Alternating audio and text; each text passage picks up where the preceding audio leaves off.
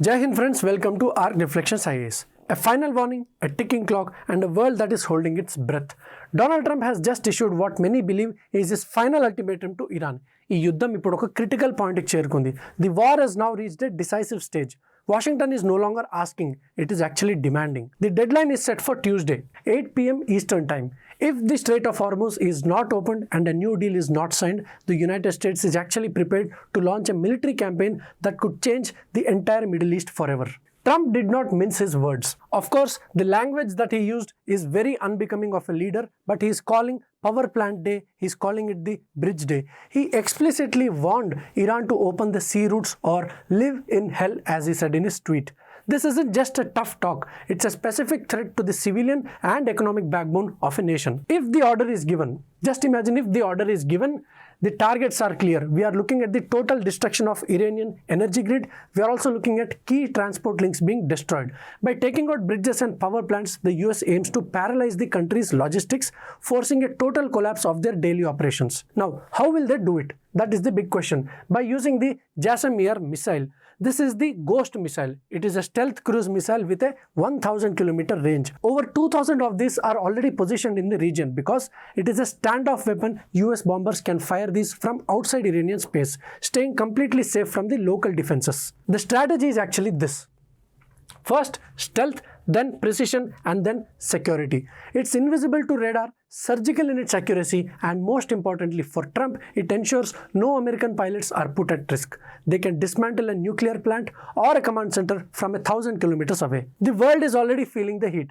Just look at this chart. The crude oil is already spiked past $110. Paristhiti chala pramadakaramga undi actually. Every time a threat is tweeted by Donald Trump, your petrol and diesel prices go up. This is no longer a trilateral fight between Iran, Israel and USA. It's a global energy crisis. But why? Because of this choke point. Well, because of this choke point, you already know that 20% of global oil passes through the Strait of Hormuz. Right now, it is effectively blocked by the Iranian military. This is the oil weapon that Iran is using to fight back against US sanctions. And Iran is not staying quiet. You know what Iran said? When asked to open the route to Strait of Hormuz, Tehran mocked Washington saying they just lost keys to the Strait of Hormuz. Now, you can go ahead and applaud Iran for showing courage to say something like that to US, but it's a dangerous game of chicken where neither side is willing to blink or chicken out. Is there a way out? Well, yes. Diplomats from Turkey, Pakistan and Egypt are working on this round the clock. The Pakistan army chief has been in direct contact with both the sides, trying to broker a last exit to avoid a full-scale war. Of course, as we discussed yesterday in our video, Iran hardly cares about Pakistan's roles in any of this. But the proposal is on the table.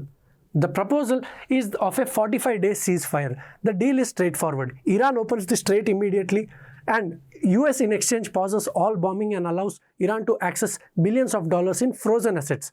It's a cooling off period to see if a permanent nuclear deal can be reached. But we have less than 24 hours.